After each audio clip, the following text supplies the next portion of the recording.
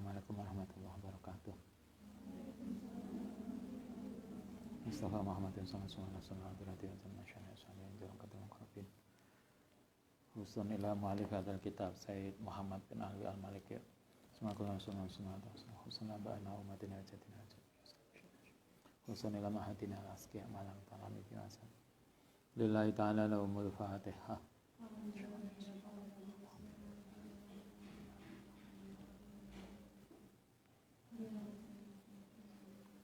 Bismillahirrahmanirrahim.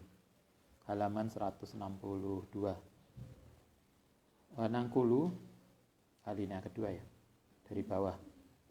Wanangkulan nukil sapa kita guna fatwa hayati kibari ulama'i, fatwane para pembesar ulama bimelakatil arabiyati ana ing kerajaan Saudi As-Saudiyah,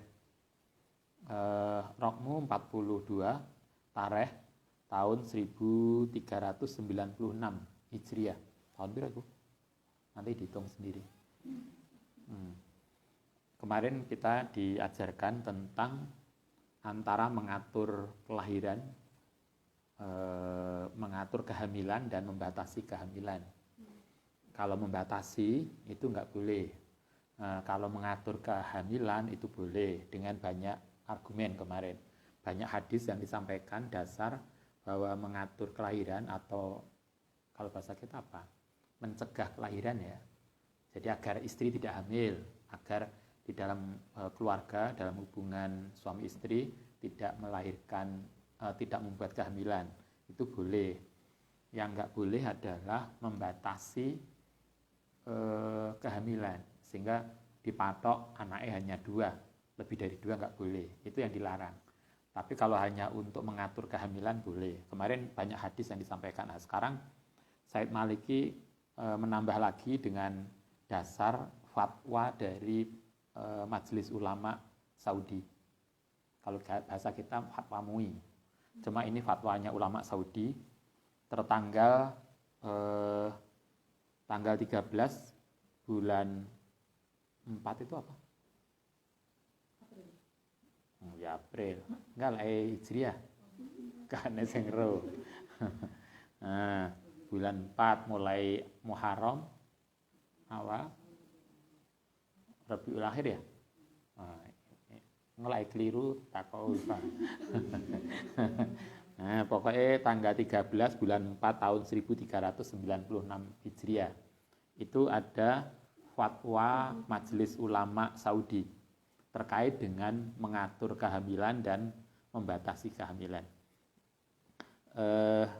Fatwanya ini dasar fatwanya. Nadzoron dengan memperhatikan ila anna syariata. Ini kalau dalam fatwa kan memperhatikan. Terus apa lagi? Kemudian menetapkan. Biasanya kita gak moco. Ini menetapkan. Akhirnya gak iso.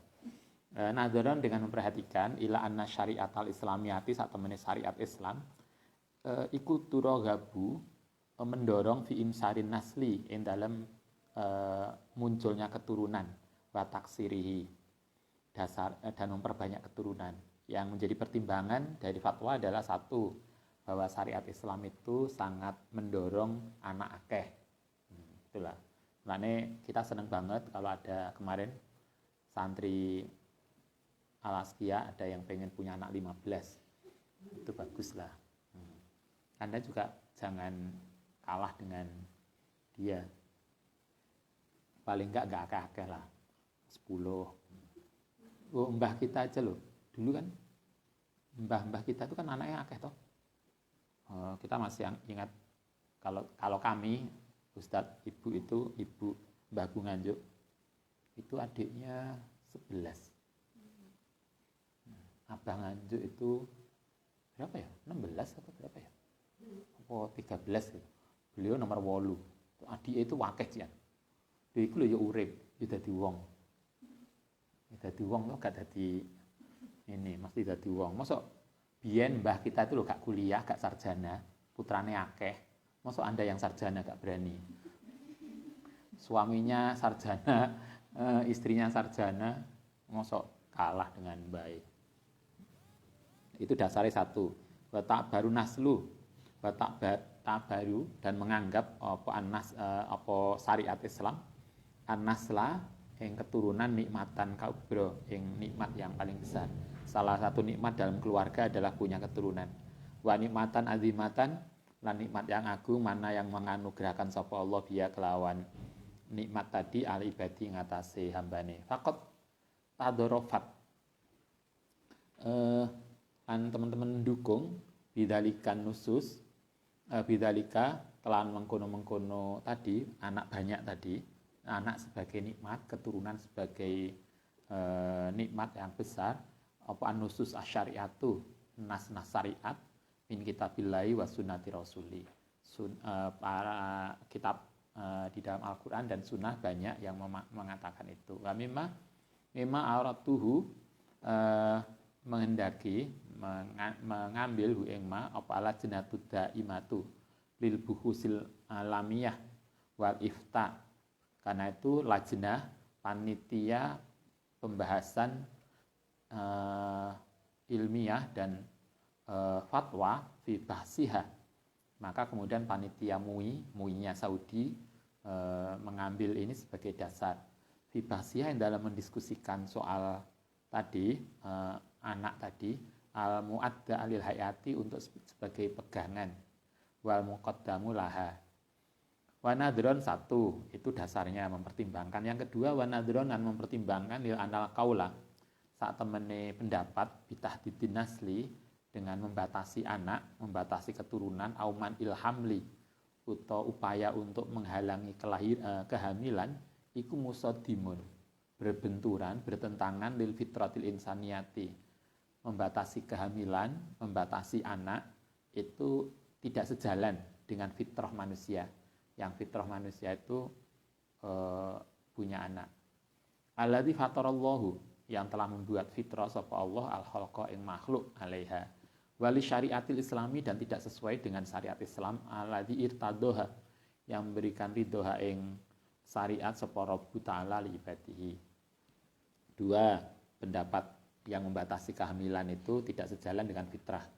Yang ketiga, wa nadron ila anat du'atil qauli, saat temene klaim ucapan bitahdidin nasli kelan batasi kehamilan au manil hamli utawa mencegah kehamilan iku fi'atun sebuah kelompok tahdifu yang mengajarkan bidakwatiha kelan klaimnya mereka ila kaidi maring upaya penipuan, ada usaha-usaha yang tidak baik lil muslimina bisafatin amatin. Menurut pertimbangan Majelis Ulama Saudi, pendapat yang mengatakan bahwa kita harus membatasi kehamilan, membatasi kelahiran, itu ada upaya-upaya yang curang, upaya-upaya penipuan untuk mengurangi kuantitas Islam. Kemarin itu kan yang disampaikan Said Maliki juga. Lil umati untuk secara umum itu ada upaya untuk mencurangi, menipu umat Islam secara umum. Walil umatil arabiyati, dan pada masyarakat Arab al muslimati secara khusus itu juga untuk mencurangi, menipu masyarakat Arab secara khusus. Hatta takuna, sehingga ana lahum apa al-qudratu kemampuan al-istiqmalil biladi yang atase meramaikan negara wa istiqbadi alihah. Itu bisa, kalau itu kemudian berlaku maka berarti itu ada upaya yang enggak benar untuk mengurangi jumlah masyarakat Arab. Wa haitsu anna fil ahdi, saat temene dalam pendapat itu bidzalika dzurban, ada sesuatu dzurban pada satu aspek min amalil jahiliyati saking perilaku jahiliyah. Wa suudzoni, lan suudzon billah. Wa afan, lan untuk melemahkan lil kiyanil islamiyati maring masyarakat Islam al mutakawini, yang berada min kasratil labinati labasyariati, untuk banyaknya umat manusia wa turabatiha, lan hubungane masyarakat Islam. Dengan mempertimbangkan tadi ada 3 pertimbangan, maka lidzalika kullu fa innal majlis, mongko sak temene majelis ulama Saudi iku yukoriru, menetapkan. Nah, ini keputusan Saudi yang ditetapkan tanggal 13 bulan 4 tahun 1396. Nanti dihitung itu tahun piro kemarin. Itu keputusan MUI Saudi. Ketetapannya adalah bi'anau laya juzu, tidak boleh apa tahdidun nasli, membatasi kelahiran. KB itu apa istilahnya? KB bahasa Madura. KB di KBHK sehingga membatasi anak. Kalau KB keluarga berencana itu dimaknakan membatasi kelahiran, itu nggak boleh. Tapi kalau diartikan dilakukan sebagai mengatur kelahiran, maka itu ditoleransi. Nah, di sini Saudi mengatakan laya juzu tahdidun nasli mutlaqon, maka membatasi kelahiran itu tidak boleh. Walaya juzu, dan bahkan juga tidak boleh man'ul hamli, mencegah kehamilan. Berarti KB itu tidak boleh, karena KB itu mencegah toh. Yang mencegahnya lewat suntik, lewat apa. Tidak karena, tetapi tadi ini tidak boleh membatasi kelahiran dan tidak boleh melarang mencegah kehamilan tadi adalah idakana nalikane opo ono opo alqasdu tujuannya mindalika saking pembatasan niku khosyatal imlak, khawatir miskin. Lapo kok anaknya cuma loro, Mbak? Kemampuannya bapak ini cuma 2 ya. Kayak kerjanya begini, nanti anak 3 nggak cukup. Ada loh mikir gitu. Karena Ustaz pernah enek teman yang hamil, bukan hamil, melahirkan. Nah, kita apa istilah kita? Tilik baye. Begitu tilik baye itu kita diceritani mau macam-macam, tapi intinya adalah ibunya itu enggak care dengan kelahirannya. Kelahiran putranya, itu putra yang ketiga. Enggak merasa senang karena secara hitung-hitungan ekonomi pendapatan suaminya itu hanya cukup untuk kalau mereka punya anak 2 saja. Coba gitunya. Sehingga wong kita loh senang dia punya anak baru. Kok yang ngelahirin itu gak senang. Terus ini pancene ayah itu. Mestinya loh hitung-hitungannya itu hanya cukup untuk 2 anak saja untuk membiayai. Nambah ini menjadi beban. Ada loh yang mikir gitu. Kalau nggak gitu biasanya yang sering kecewa seorang ibu atau anak, orang tua itu kesundulan. Kakaknya lagi umur 3 bulan hamil lagi. Nah, kadang kepikir nggak seneng dengan bayi yang dikandung. Itu bisa berdampak pada nggak bagus loh. Karena itu kita tidak boleh berpikir yang tidak positif terhadap kandungan. Nah, yang kene kalau mengatur kelahiran, membatasi kelahiran, kemudian mencegah kehamilan dengan alasan takut miskin, itu tidak boleh. Li'annallaha huwa iku ar-razzaqu. Karena yang ngasih rezeki itu masyarakat di kampung itulah. Tambah anak tambah rezeki. Enak lah. Huwa ar-razzaqu dzul quwwatil matin. Wa ma min dabatin lan ora ana saking binatang bil adi ila alallahi kecuali ngatasi Allah baris gua. Amma idza kana, kalau alasannya takut miskin, maka itu tidak boleh. Tetapi kalau alasannya adalah untuk alasan tertentu, karena mungkin nanti kalau dia hamil lagi sehingga harus dibatasi, karena kalau hamil lagi tadi diatur kelahirannya biar nggak terlalu dekat. Karena nanti kakaknya belum dewasa, adiknya metu, itu repot, nah itu boleh. Tapi niatnya bukan karena takut miskin. Kalau di sini, kalau kita mencegah kehamilan dengan alasan khosyata imlak, takut miskin, maka itu tidak boleh.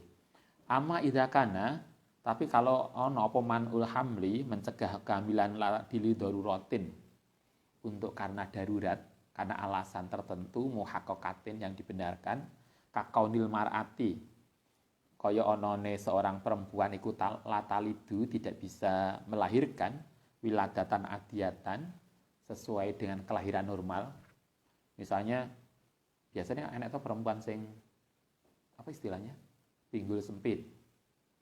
Nah, pinggulnya sempit sehingga bayi itu tidak bisa keluar. sehingga dia harus pakai sesar. Sehingga ada toh ibu-ibu yang anaknya 4 sesar KB karena nggak bisa lahir normal. Nah, kalau misalnya begitu, karena nanti ini sudah anak yang kedua dan kalau sesar lagi ini berbahaya untuk ibunya, maka boleh. Nah, itu kan ada alasan-alasan yang bisa ditoleransi sehingga kemudian mungkin dihentikan proses kehamilannya. Artinya dia akan bisa hamil lagi karena ada alasan itu. Itu ditoleransi. Watadoru lan memaksa ma'hasaten mar'ahila ijro'i amaliyatin jirohiyatin untuk melakukan operasi sesar li ikhrajil waladi untuk mengeluarkan anak. Aukana misalnya tadi karena tidak bisa lahir normal kemudian harus disesar. Padahal sesar itu luar biasa. Pas melahirkan nggak kroso karena dia pingsan toh. Karena dibuat pingsan sehingga gak kroso tiba-tiba anaknya sudah di luar, tidak merasa sakit, tapi sebetulnya dampak sakitnya jauh lebih lama, tidak hanya cukup 2 tahun 3 tahun. Anda bisa nanya ibu-ibu yang sesar sampai 5 tahun kadang masih terasa jahitan. Anda bisa bayangkan nenek ini waras kemudian harus disobek kemudian dijahit lagi. Itu kan lah digawe ngangkat berat biasanya kroso. Itu ceritanya ibu itu kan gitu. Kalau pada udah berapa tahun loh, segede nih ya, di ASKI udah 7 tahun. Itulah kayak ngangkat apa yang agak berat itu terasa jahitannya. Tapi yo banyak juga ibu-ibu yang bolak-balik hamil dengan ya santai-santai aja. Ya nggak apa-apa lah. Aukana takhiruhu atau ono apa takhiruhu mengakhirkan li fitratin mali maslahatin atau ada alasan-alasan tertentu untuk kebaikan keluarga tadi li maslahatin yaroha yang melihat hak yang maslahah sapa zaujani berdasarkan pemikiran suami istri mereka berdiskusi misalnya karena ada kepentingan-kepentingan tertentu tadi misalnya diatur tiap 3 tahunan baru punya adik 2 tahun biasanya ya atau Anda tiap tahun juga boleh Ustadz saya pengen tiap tahun hamil dan lahir. Ada juga salah satu guru kita yang setahun putranya 2. Jadi Januari lahir, Desember lahir lagi. Nah, ada toh? Ya ada aja kayak kesundulan. Januari lahir kakaknya, ternyata baru berapa bulan hamil lagi. Sehingga Desember, sehingga kakak adik itu lahirnya tahunnya podo. Itu prestasi yang luar biasa. Misalnya begitu. Fa'inau lamania, kalau punya alasan tadi, mungkin karena kesehatan atau karena alasan tertentu, kemudian kelahiran harus diatur, maka fa'inau lamania, mongko ora ono yang nyegah hinaidin min ma'il hamli, di mana tidak ada suatu jalan lain kecuali harus mencegah kehamilan. Au takhiru atau mengakhirkan, diundur hamilnya nanti setelah kakaknya punya umur 2 tahun misalnya. Amalan bima ja'a karena mengikuti bima ja'a kelan datang bil ahadits sahihah berdasarkan hadis-hadis yang di atas kemarin wa marwiyaan jam'in minas sahabati begitu juga yang dilakukan oleh para sahabat min jawazil azli saking bolehnya melakukan azl wa tamasyian lan mengikuti mama soroha yang menjelaskan bi sapa badul fuqaha min jawazi syurbil dawai saking bolehnya minum obat li ilqa'in nutfati untuk ilqa itu menghilangkan nutfah menghilangkan sperma kalau berarba'ina sebelum 40 hari balqat ta'yana bahkan lebih khusus man'ul hamli mencegah kehamilan fi halati subuti darurati yang dalam keadaan darurat al-muhakkati yang bisa dibetulkan. Nah, ini kalau alasan tertentu tadi maka berarti boleh. Bahkan di sini dikatakan boleh minum obat untuk menghalangi kehamilan. Kalau bahasa kita KB, keluarga berencana KB maksudnya. Kalau di sini kan surbil dawa li ilqa'in nutfah yaitu minum obat untuk menolak sperma sehingga tidak terjadi pembuahan. Bisa pakai, kalau sekarang kan teknologi lebih baru, lebih bagus dengan model macam-macam, ada suntik, ada macam-macam. Tapi intinya itu boleh dengan alasan-alasan yang bisa dipertimbangkan. Oke, jadi prinsipnya di sini dikatakan bahwa yang dilarang adalah membatasi kelahiran, tetapi diperbolehkan untuk mengatur kelahiran. Oke, kita lanjutkan. Sembiro, belum bisa toh? Oke. Ini mumpung malam minggu, karena Anda lebih free. Nah, kita lanjutkan. Isqatul hamli, menggugurkan kandungan. Kemarin ada yang nanya bagaimana hukumnya menggugurkan kandungan. Menggugurkan kandungan itu artinya sudah hamil. Kalau yang kita bicara sekarang adalah mencegah kehamilan. Mencegah kehamilan itu boleh, tapi kalau menggugurkan kandungan, nah itu nggak boleh. Beda loh ya. Mencegah dan menggugurkan itu beda. Isqatul hamli, menggugurkan kandungan. Ya ida kana lan nalikane ana apa Islam iku qad abaha, membolehkan lil muslimi maring umat Islam ayam na'ah, ento mencegah alhamla ing kehamilan li daruratin krana alasan darurat takta dalika falam yubah.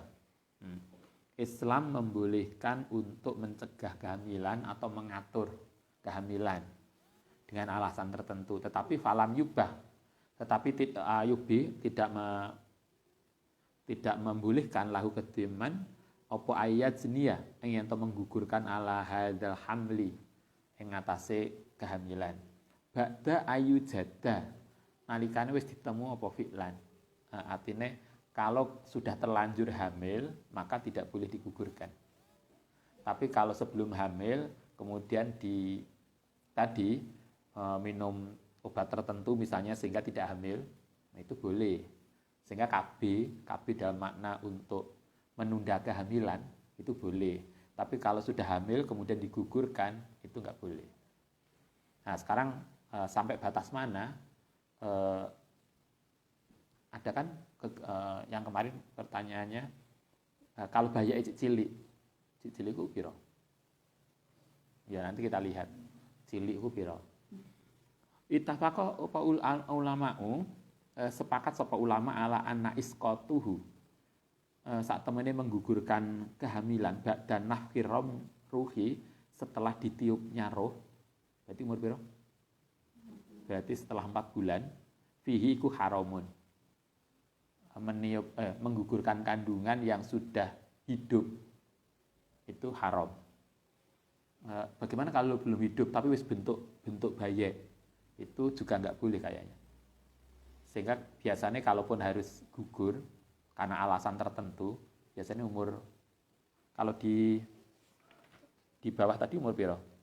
Arba'ina, 40 hari. Arba'ina yang halaman 163. Jawazu surbid dawa'i li ilqatin nutfati qoblal arba'in. Boleh minum obat untuk menggugurkan janin sebelum umur 40 hari. 40 hari itu saulan ya? Berarti sebelum 2 bulan. Sebelum 2 bulan berarti boleh kalau ngikuti ini. Tapi kalau sudah lebih dari itu, wis dadi bayi. Biasanya wis wujud ini. Nah, kalau di sini boleh menggugurkan itu qoblal arba'ina sebelum umur 40 hari. Nah, kalau kemudian sudah berwujud bayi, apalagi sudah ada nyawanya, haramun, maka itu hukumnya haram wa jarimatun lan merupakan kejahatan. Jarimah itu kejahatan. Layahilu tidak boleh lil muslimi kedua orang Islam apa ayyaf alahu untuk melakukan pengguguran kandungan.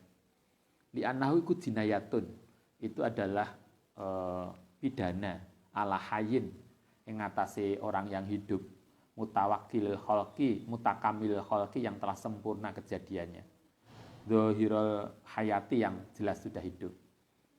Kalau dia sudah menjadi kholkon akhor, kemudian sudah hidup menjadi manusia, maka itu dianggap sebagai pidana, berarti sama dengan pembunuhan.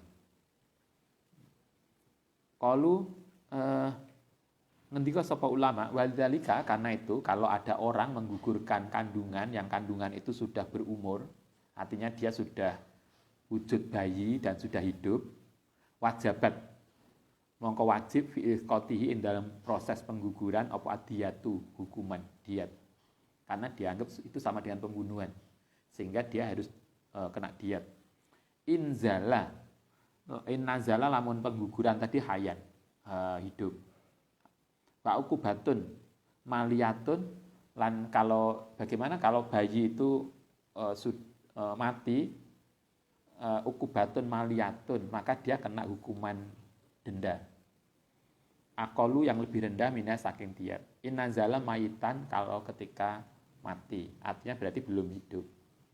Berarti kalau melihat kesimpulan ini berarti menggugurkan kandungan kalau dia sudah hidup, bayi sudah hidup, sudah ditiupkan roh, maka hukumnya haram dan dianggap sebagai kejahatan yang dia harus kena diat. Tapi kalau dia belum hidup tapi sudah berupa bayi, dia sudah bayi cuma belum hidup, umurnya berarti berapa bulan tuh? 3 bulanan mungkin ya, sebelum 4 bulan, maka dia kena hukuman tetapi tidak termasuk diat. Jadi artinya diat itu dihukum, Anda masih ingat pembunuhan. Dia hanya dihukum harta, didenda. Artinya tidak boleh. Berarti sama-sama tidak bolehnya menggugurkan kandungan. Kalau melihat halaman sebelumnya tadi, boleh itu adalah sebelum umur 40 hari. Sekarang kan mudah toh ndelok kehamilan itu. Selesai berhubungan kan langsung golek tespek. Kan wis ketok hamil apa urung. Berarti selama belum mencapai 2 bulan itu baru masih boleh. Tapi kalau sudah mencapai 2 bulan maka nggak boleh. Apalagi kalau sudah hidup, maka itu kena diat. Dianggap sebagai pembunuhan. Karena itu di dalam kita juga mana loh dukun, bidan, medis yang menambah profesi menggugurkan kandungan, itu kan hukum. Hukumannya kan kejahatan, nggak boleh. Dulu di wilayah kabupaten pernah ada cerita seorang bidan yang meninggal. Begitu meninggal baru didusi, baru dimandikan. Itu ros-rosannya itu pretel-pretel. Jadi lepas.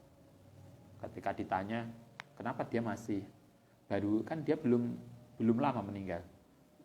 Baru meninggal kemudian dimandikan gitu loh, ros-rosan, beberapa tulang ros-rosannya pretel. Ketika ditanya kenapa bisa begitu, salah satunya adalah dia tidak jarang membantu proses pengguguran kandungan. Ada banyak toh kasus pengguguran. Nek ngono ditinggal. Wis lahir kemudian masih mending lah kalau diletakkan di depan panti asuhan. Kadang malah digeledak nang terminal. Itu kejahatan yang luar biasa. Faida kana, itu kalau lakin gini. Walakin nahum, tetapi ini ana sapa ulama iku qalu idza sabata, ini ada diskusi lebih panjang. Idza nak sabata nalikane tetep antorikil mausukin, saking jalan sesuatu yang bisa diperhatikan bihi apa baqauhu, tetepe bayi ba'da tahaqquqi hayatihi, setelah nyata hidupnya.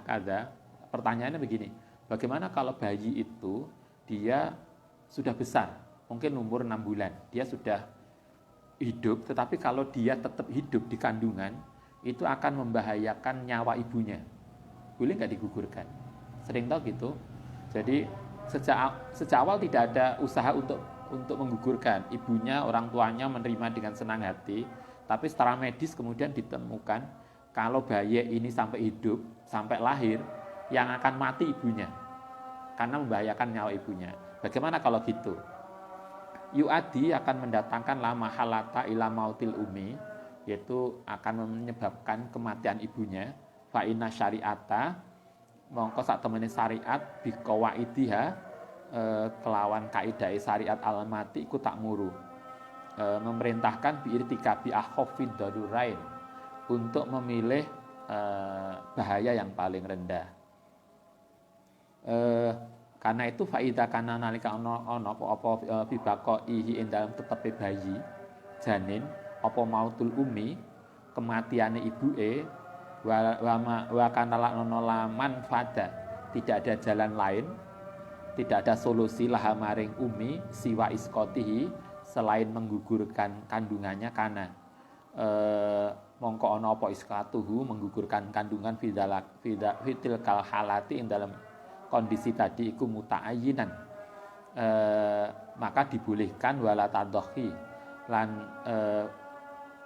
lan tidak dilahirkan dia ing dalam umi fisabili qadihi ing dalam jalan keluarnya. Artinya kalau kemudian janin itu kalau semakin besar justru membahayakan nyawa ibunya, maka kaidah usul fikih adalah memilih yang paling mudah, yang paling ringan.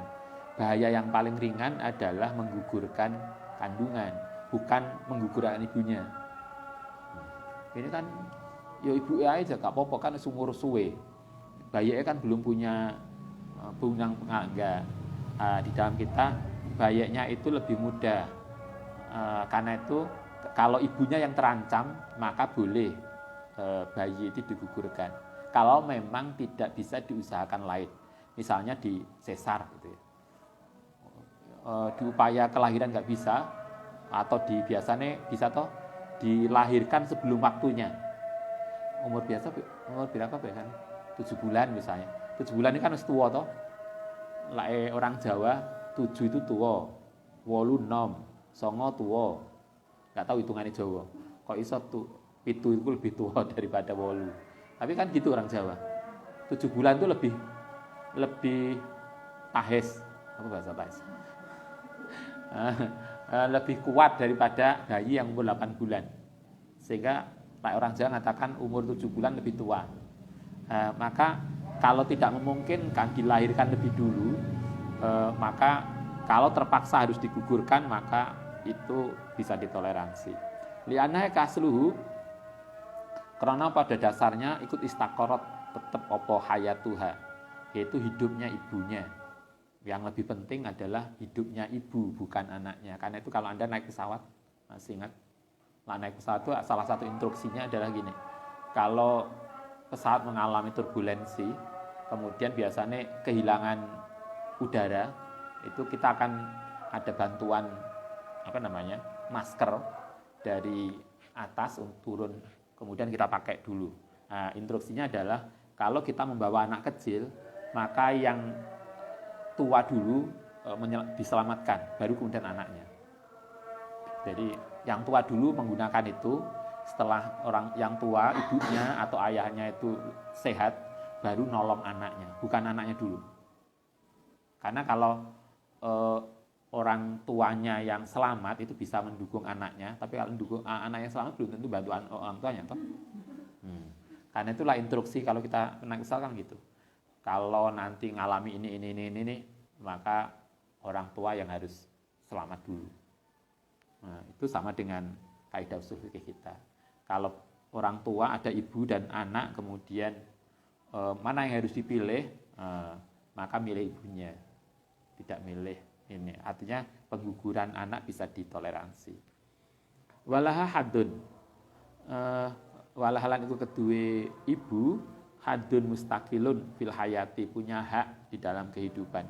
Walaha lan iku laha kedue umun hukukun hak wa alaiha lan iku ing atase ibu umun wajibatun, ada kewajiban, ada hak. Wa ya ba'da hadza, karena ibu itu kenapa harus didahulukan? Karena dia punya banyak. Kalau ibu berarti dia punya tanggungan suami. Jangan-jangan malah dia sudah punya anak yang lain. Dan itu menjadi kewajiban ibunya, sehingga dia harus lebih dulu diselamatkan. Wahya ba'da hadza wa dzaka, imadul usrati sebagai tiang keluarga. Walaisa fil makuli, lan ora ana fil makuli dalam penalaran antuhya yen to diselamatkan dia mengalahkan ibu fisabilillah hayati janinin untuk arah kehidupan janin lantas tahilu yang tidak mempunyai hak apa hayatuhu, artinya tidak kemudian justru anaknya tetapi ibunya. Walam yahsul lan ora hasil ala syai'in ngatasi sesuatu minal hukukil wajibati, minal hukuki saking hak dan wajib, wal wajibati lan kewajiban. Oke, intinya adalah menggugurkan kehamilan itu tidak boleh. Itu adalah haram dan kejahatan, bahkan dianggap sebagai jinayat. Jadi dia kena diat. Kalau melihat ini pengguguran kehamilan hanya boleh dilakukan sebelum umur 40 hari. Kehamilan umur 40 hari itu boleh. Lebih dari itu maka tidak boleh. Oke. Kalau ngendika sapa Imam Al-Ghazali rahimahullah taala, yufarraqu dipisahkan. Harus dibedakan bainaman ilhamli antarane mencegah kehamilan wa isqatihi lan menggugurkan kandungan. Beda. Kalau mencegah kehamilan dengan menggunakan alat kontrasepsi maka itu boleh. Tapi kalau menggugurkan kandungan itu kan beda toh. Karena kandungannya berarti sudah isi, sudah ada bendanya yang kemudian digugurkan anaknya, maka itu yang enggak boleh. Karena itu harus dibedakan antara menggugurkan kandungan dengan mencegah kehamilan. Walaisa hadza lan ora ana apa iki aimanul hamli, mencegah kehamilan iku kal insasi kaya aborsi. Al-Ghazali membedakan, jadi mencegah kehamilan itu tidak sama dengan aborsi. Karena aborsi itu berarti menggugurkan. Wal wa'di lan mengubur janin, mengubur bayi hidup-hidup. Di ana dzalika jinayatun. Karena saat temene menggugurkan kandungan ikut jinayatun, kejahatan. Ala maujudin hasilin ngatasi sesuatu yang jelas ada. Wal wujudu utai wujud lau kedue bayi iku marotibun ana tingkatan. Tingkatan bayi itu ada macam-macam. Satu wa awalul marotibil wujud utai tingkatan pertama dari wujud iku antakoa yen to jatuh ketemu masuk apa anut fatu sperma fi rahimi ing dalam rahim istri. Satu ketika sperma masuk ini. Wa tahtalitu lan bercampur bima'il mar'ati kelawan ovum. Indung indung telur. Ketika sperma ketemu sel telur perempuan, itu pertama wujud pertama. Yang kalau dalam kitab tadi sebelum umur 40 hari masih bisa ditoleransi untuk digugurkan. Sebelum umur 40 hari baru kehamilan sebulan. Watasta itu lan mempersiapkan diri likobul hayati untuk hidup. Nah, itu pertama. Wa isa itu dzalika utai merusak ini. Nah, kalau kemudian sudah yang ketingkatan kedua adalah setelah dia sempurna, jadi berarti sudah lebih dari 2 bulan. Mungkin sudah 3 bulan ya. Belum umur 4 bulan. Jadi dia sudah berwujud manusia, tapi hanya belum hidup, belum ditiupkan roh. Wa isa udzalika utai merusak tadi janin yang sudah berwujud ikut jinayatun, kejahatan. Walaupun dia belum hidup. Berarti kalau pertanyaan kemarin umur 4 bulan atau 2 bulan? 4 bulan berarti kan dia sudah bentuk, hanya belum hidup. Nah, kalau menurut Ghazali itu jinayah, itu kejahatan. Kalau menurut Said Maliki itu enggak boleh. Karena dia berarti sudah umur lebih dari 40 hari. Itu kejahatan. Fa'in sorot. Fa'idha sorot, mongko lamun ono, apa bayi kunut fatan, fa'alakotan, kalau kemudian dia sudah lebih ini, mongko iku al jinayatu akhosu, berarti itu adalah jinayat yang lebih buruk.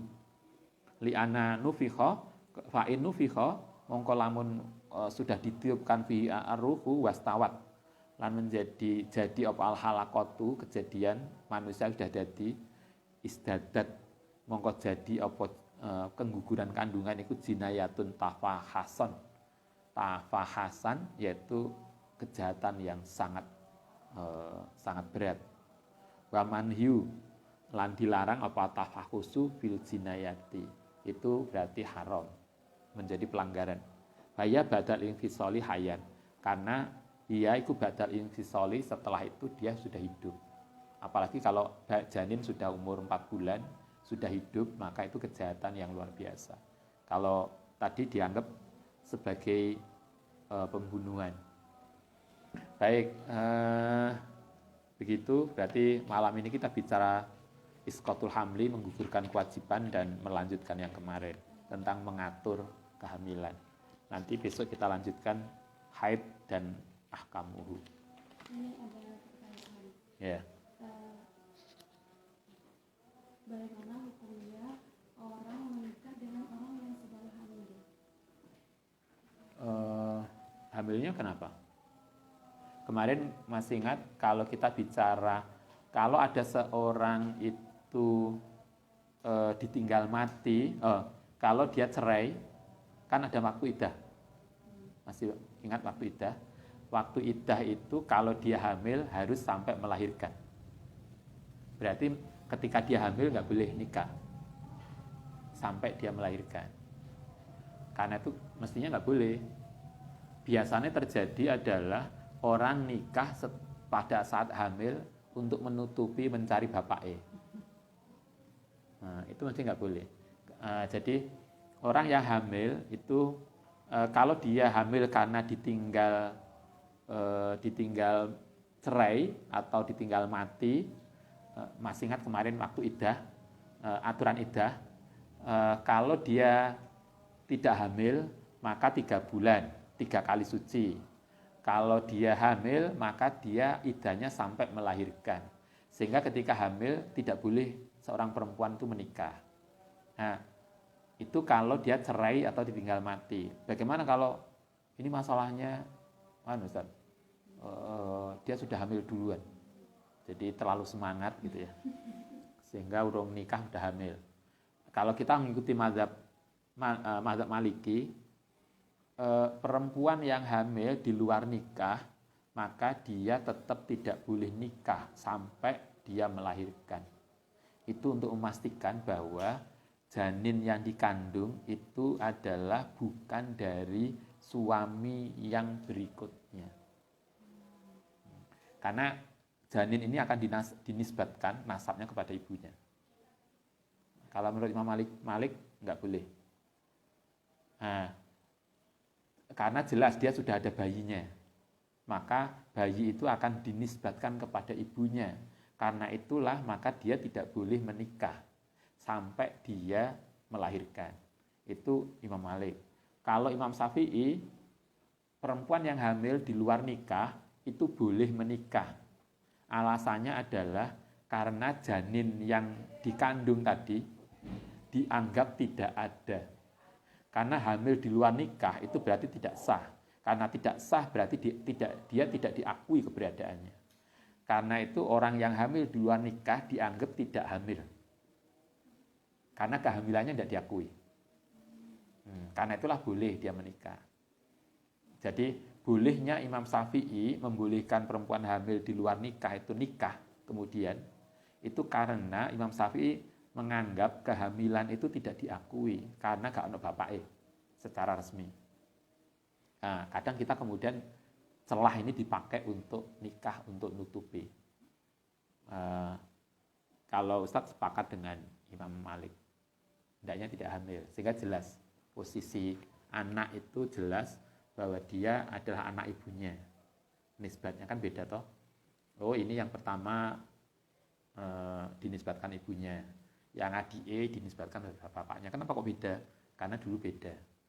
Jadi jelas untuk memudahkan hukumnya. Oke, masih ada? Oke, kita akhiri Al-Fatihah.